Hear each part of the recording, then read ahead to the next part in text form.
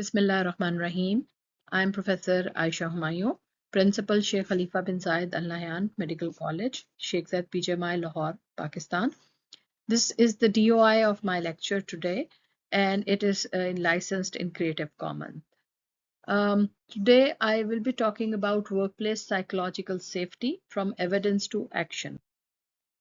This is a brief introduction about myself. I am a female fellow and a PhD in FCPS in community medicine.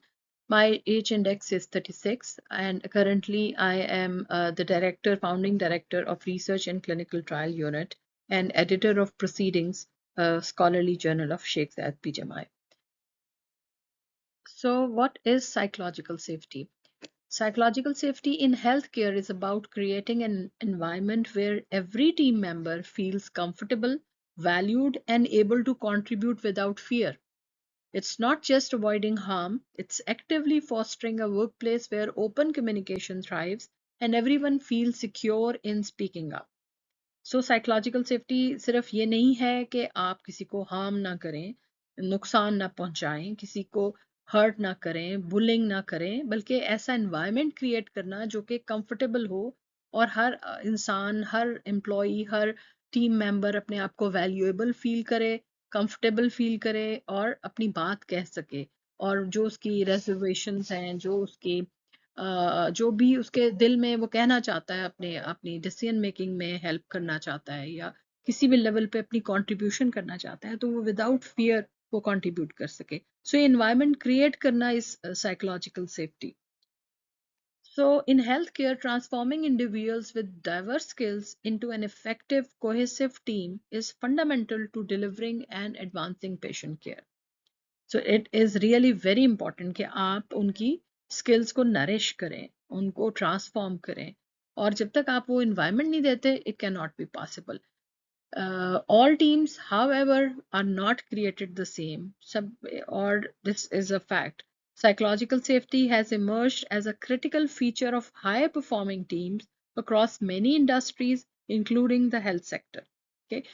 आप net पे कहीं या किसी literature में search कर लें या आप सिंपल गूगल भी कर लें, तो हाई परफॉर्मिंग टीम्स की सबसे इम्पोर्टेंट क्वालिटी होती है कि वो team members psychologically safe feel करते हैं वर्किंग इन दैट टीम. तो इसी तरह हेल्थ केयर सेक्टर में we are working in multi disciplinary skill mix teams, और वहाँ पे psychological safety plays a vital role, क्योंकि हमने पेशेंट केयर के साथ इन्वॉल्व होना है. पेशेंट की सेफ्टी हमारे ऊपर डिपेंड करती है. So are psychological safety influences their safety as well. So it facilitates patient safety, quality improvement, learning and innovation. तो ये तमाम आउटकम आपके डिपेंड करते हैं साइकोलॉजिकली सेफ एनवायरनमेंट पे. So here you can see psychological safety ranges from fear to high performance. So जब हम teams की बात करते हैं, टीम पहले लोएस्ट सेफ्टी पे होती है and then they move towards the highest safety, और इसमें डिफरेंट जोन्स में से वो पास करती हैं. पहला जो जब वो स्टार्ट करती हैं तो फियर जोन होता है. बात करते हुए हर कोई they are afraid to speak up ना, टीम के जो मेंबर्स होते हैं. Then comes the apathy zone, जिसमें कि फियर अब ओवरकम हो गया है लेकिन एपैथी है, डिसएंगेज्ड है, इंडिफरेंट है, एक दूसरे के साथ कोई ज़्यादा कंफर्ट जोन शेयर नहीं कर रहे. और थर्ड स्टेज होती है जिसमें कि कंफर्ट जोन में आप आ जाते हैं, वो पूरी टीम एक दूसरे के साथ कंफर्ट जोन शेयर करने लगती है, complacent and resistant to change हो जाती है. देन लर्निंग जोन आता है, ये एक पॉजिटिव चीज़ आ जाती है, आप ग्रीन जोन में एंटर हो गए हैं. That is the learning zone, safe to experiment, नई कोई इंटरवेंशन, नए इनिशिएटिव पे आप काम कर सकते हैं, आप एक्सपेरिमेंट कर सकते हैं. और फिर हाई परफॉर्मेंस जोन आता है जिसमें एक दूसरे पे इतना ट्रस्ट डेवलप हो गया होता है कि आप नए इनिशिएटिव्स को इम्प्लीमेंट कर सकते हैं, अपनी उसको चेरिश कर सकते हैं अपनी परफॉर्मेंस को, और एक दूसरे को अप्रिशिएट करते हैं और अपनी परफॉर्मेंस दुनिया को दिखाते हैं. सो हाई परफॉर्मिंग टीम्स जो होती हैं वो साइकोलॉजिकली सेफ एनवायरनमेंट में रह रही होती हैं. सो अब एक हमें कॉन्सेप्ट बन गया व्हाट साइकोलॉजिकल सेफ्टी इज. अब हमारे है कि क्या क्या इसको कोई एविडेंस सपोर्ट कर रहा है, we need to know that. So हम ऑस्ट्रेलियन वर्कप्लेस स्टडीज हुई हैं जिसमें कि ये आइडेंटिफाई हुआ है कि जब अगर आप psycho social safe environment provide करते हैं तो आप में साइकोलॉजिकल डिस्ट्रेस में 22% रिडक्शन है, 32% डिप्रेसिव सिम्टम्स में रिडक्शन है, एंड 12% जॉब स्ट्रेन में रिडक्शन है. So it's a big accomplishment कि अगर आप psychologically safe environment देते हैं.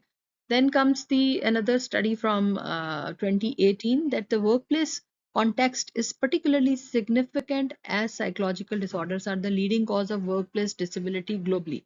So workplace disability को psychological safety determine करती है. And poor mental health results in higher absenteeism rates and lower productivity, with mental illness emerging as a leading safety hazard in the workplace. So this is a big thing. अगर आप psychologically safe environment introduce करते हैं, psychologically safe environment में teams work करती हैं, तो आपका absenteeism rates भी कम होता है, आपकी प्रोडक्टिविटी बेहतर होती है और उनकी मेंटल हेल्थ बेहतर होती है, और जिसकी वजह से आपके overall performance of your team या आपकी टास्क की परफॉर्मेंस बेहतर होती है. So psychological safety की 4 stages हैं. The first stage is the inclusion safety. Inclusion safety का मतलब है the feeling of being valued and respected in the group. कि मैं include हूँ टीम में, मुझे कोई पूछ रहा है, मुझे मेरे बारे में सब जानते हैं कि मैं I'm part of the team. ये फीलिंग आपके अंदर खुद ब खुद आ जाती है जब दूसरे आपको रिस्पेक्ट देते हैं और आपको वैल्यू करते हैं कि हाँ भी आप भी कंट्रीब्यूट करें, आप भी अपना ओपिनियन दें, आप ओपाइन करें, तो ये चीज आपको वैल्यू करती है. That is inclusion safety. Then comes the learner safety. Learner safety में comfortably admitting lack of knowledge and fostering learning. ये वो लर्नर सेफ्टी है कि कोई झिझकता नहीं है कि मुझे नहीं आता, प्लीज टेल मी, प्लीज आप मुझे बताइए इसका इसका मतलब क्या है, या ये चीज मैंने नहीं पढ़ी, ये आप बता दें. तो आप उसमें कंफर्टेबल फील करते हो. इवन आप अगर किसी के साथ काम कर रहे हो और आपसे वो सवाल नहीं पूछ सकता, इट मीन्स वो लर्नर सेफ्टी में नहीं है, जोन में नहीं है. ठीक है. So and then the third one is contributor safety. Confidently sharing ideas without fear of criticism. जो bullying और criticism आपको बोलने नहीं देता और आपको contribute नहीं करने देता, ये contributor safety में. लर्न नहीं करने देता तो वो लर्नर सेफ्टी में है, कोई आपसे सवाल नहीं पूछ सकता. कंट्रीब्यूटर सेफ्टी वो आपको उसमें एड ऑन नहीं करने देता, कुछ चीज ओपिनियन नहीं देने देता एनवायरनमेंट आपको. So that is contributor safety. और ये हम अक्सर फील करते हैं, कई दफा आप इसको बीइंग अ फीमेल भी फील करते हैं कि आपकी कंट्रीब्यूशन को वेटेज नहीं दी जा रही है, आपकी कंट्रीब्यूशन सीख ही नहीं की जा रही.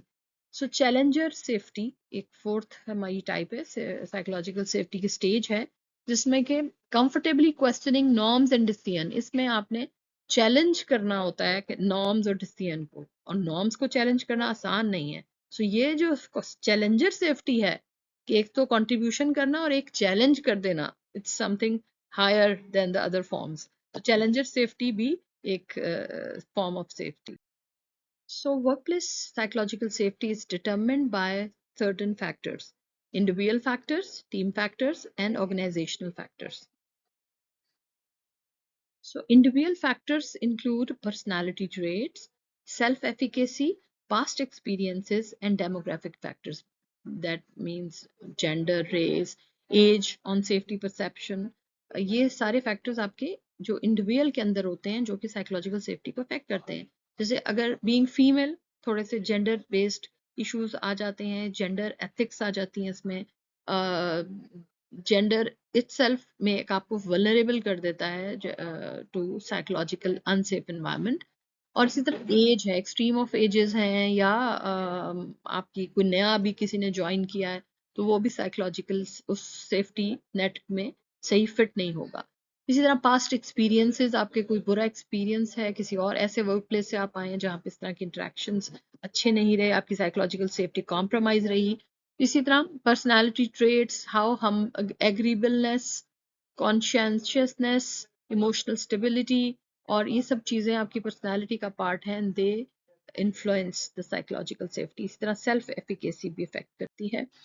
Eroding psychological safety in teams, जो टीम फैक्टर्स थे उनमें हमारे पास conflict management, team norms, leadership style, team cohesion and team composition. ये तमाम पॉइंट्स, ये तमाम फैक्टर्स आपकी टीम फैक्टर्स में एड अप होते हैं और साइकोलॉजिकल सेफ्टी को इन्फ्लुएंस करते हैं. Then we have safety, psychological safety factors from the organisation point of view. Organisation में bureaucratic culture, hierarchical structure, closed communication के आपस में रखनी है सीनियर्स ने या किसी एक बंदे से करनी है, it's closed communication environment. Limited development, जिसमें कि आपकी स्किल उस तरह की नहीं है जो आपकी रिक्वायरमेंट है आपके एनवायरनमेंट की, आपकी ऑर्गेनाइजेशन की, वो स्किल नहीं है, तो वो लिमिटेड डेवलपमेंट हो जाती है। Then punitive performance system, it erodes trust and creates fear. So ये ऑर्गेनाइजेशनल फैक्टर्स हैं इंस्टीट्यूट के और या किसी भी ऑर्गेनाइजेशन के अंदर जो फैक्टर हो सकते हैं, सिस्टम रिलेटेड फैक्टर जिन्हें आप कह सकते हैं। अब हम बात करते हैं कि outcomes that matter in health care. Health care में हमें ऐसा क्या चाहिए होता है जिसके लिए कि हमें साइकोलॉजिकल सेफ्टी रखना बहुत ज़रूरी है। That is patient safety and quality, कि आपके फ्यूअर एडवर्स इवेंट हो जब साइकोलॉजिकल सेफ्टी स्ट्रांग होगी। तो जैसे कि 2025 का PLOS1 का पब्लिश पेपर है जिसमें कि साइकोलॉजिकल सेफ्टी जिन टीम्स की, जिन वर्क प्लेसेस की स्ट्रांग थी, वहां पे एडवर्स इफेक्ट कम हुए, एडवर्स इवेंट्स कम हुए। सो patient safety or quality is determined by psychological safety. Then comes the team performance and innovation. It also improves better problem solving, learning and improvement cycles uh, are better or improved हो जाते हैं। आप spiral की form में आपको नजर आता है कि लर्निंग इंप्रूव हुई है जब आप साइकोलॉजिकली सेफ एनवायरनमेंट प्रोवाइड करते हैं। Then wellbeing and retention is better. Psychological safety buffers stressful environments and reduces burnout risk. So that is a very important outcome जो कि psychological safety से determine हो। हेल्थ केयर टीम्स जब काम करती हैं उनके 5 एसेंशियल एलिमेंट्स होते हैं जहां पे वो साइकोलॉजिकल सेफ्टी इंश्योर कर सकते हैं। एक तो इंक्लूसिव लीडरशिप एंड फेयरनेस हो, clear goals and role clarity हो, रिस्पेक्टफुल कम्युनिकेशन नॉर्म्स हो, listen ask acknowledge, just culture हो for errors and near misses, and learning infrastructure जिसमें हडल्स, डीब्रीफ्स और मिटल मोर्टेलिटी जो रिव्यूज होते हैं वो आपके लर्निंग इंफ्रास्ट्रक्चर का पार्ट हो। Psychological safety is not being nice or avoiding hard feedback, not lowering standards or excusing poor behavior, and not anonymity alone. Structures must invite accountable candor. So, psychological safety should not be confused with being nice, being polite, being lenient, and lowering the standards. So, here is the speaking up ladder.